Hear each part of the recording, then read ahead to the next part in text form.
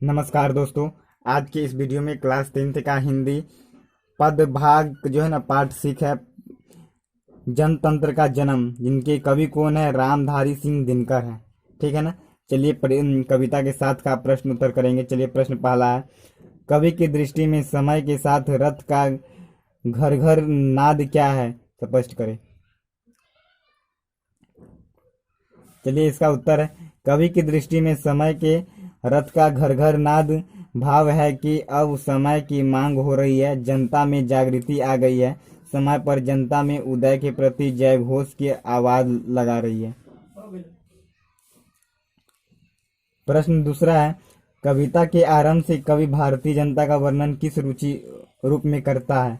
चलिए, कविता के आरंभ में कवि भारतीय जनता का वर्णन करते हुए कहते हैं कि भारतीय जनता मिट्टी की अबोध मूर्ति है, जो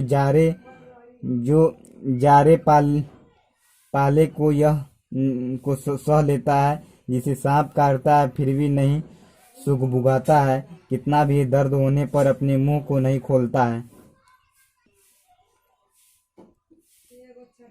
प्रश्न 3 है, कवि के अनुसार किन लोगों की दृष्टि में जनता फूल या दूध मुही बच्ची की तरह है और क्यों?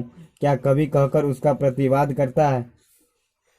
कवि नेताओं की दृष्टि में जनता को फूल या दूधमुखी बच्ची की तरह है। प्रश्न 5 है, विराट जनतंत्र का स्वरूप क्या है? कवि किसके सिर पे मुकुट धरने की बात करता है और क्यों? चलिए, कवि के मत से विराट जनतंत्र का स्वरूप 33 कोटि जनता है। कवि किसी व्यक्ति के नहीं बल्कि पूरे 33 करोड़ जनता के सिर पर मुकुट धरने की बात करता है, क्योंकि जनता से ही जनतंत्र का जन्म है। सरकार के निर्माण में जनता की भागीदारी होती है, सत्ता का चाबी जनता के पास होती है। चलिए प्रश्न 6 है, कवि की दृष्टि में आज के देवता कौन है और वे कहाँ मिलेंगे? कवि की दृष्टि में आज का देवता जनता है, जो सड़कों पर गिट्टी तोड़ते, खेतों में हल जोतते और खलिहानों में काम करते मिलेंगे। चलिए प्रश्न 7 है, कविता का मूल्य भाव क्या है? संक्षेप में स्पष्ट करें। चलिए, कविता का मूल्य भाव जनतंत्र के उदय का जयघोष करना है।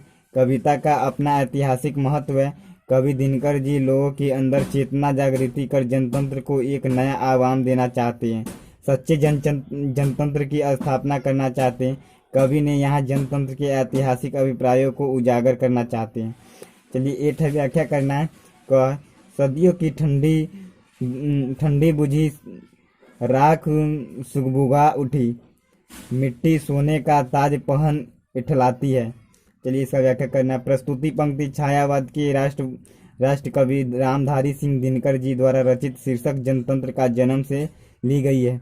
उदित पंक्ति के माध्यम से कवि यह बताना चाहते हैं, सदियों वर्ष पूर्व जो जनता सो गई थी, उसमें वे चेतना की जागृति हुई है, अपने जनतंत्र के प्रति जागरूक हो गई है, जो स्वयं को सिंहासन पर आरूढ़ होने को बेकरार है। चलिए ख है, हुंकारों से महलों की नींव उखड़ जाती है, सांसों के बल से ताज हवा में उड़ता है, जनता की रोके राह समय में ताव कहाँ, वह जिहार चाहती है, जिधर चाहती है काल उधर ही मुड़ता है। चलिए प्रस्तुत पंक्ति भारतेंदु के प्रवहमान राष्ट्रीय भावधारा के कवि दिनकर जी द्वारा रचित है। यह पंक्ति हमारे गोधोली के शीर्षक जनतंत्र के जन्म से ली गई है। इस पंक्ति के माध्यम से बताना चाहते हैं कि जनतंत्र वह शक्ति है जिसके हुंकार से महल अपने अस्तित्व से खंडित हो जाता है। जब जनता एक होती है तो बड़े बड़े ताज हवा में उड़ जाते हैं। जनता का रास्ता रोकने उनकी सांसें रोकना कठिन है, क्योंकि जनता वह ताकत है जो जिधर चाहती है समय को भी अपने ओर मोड़ ले जाती है।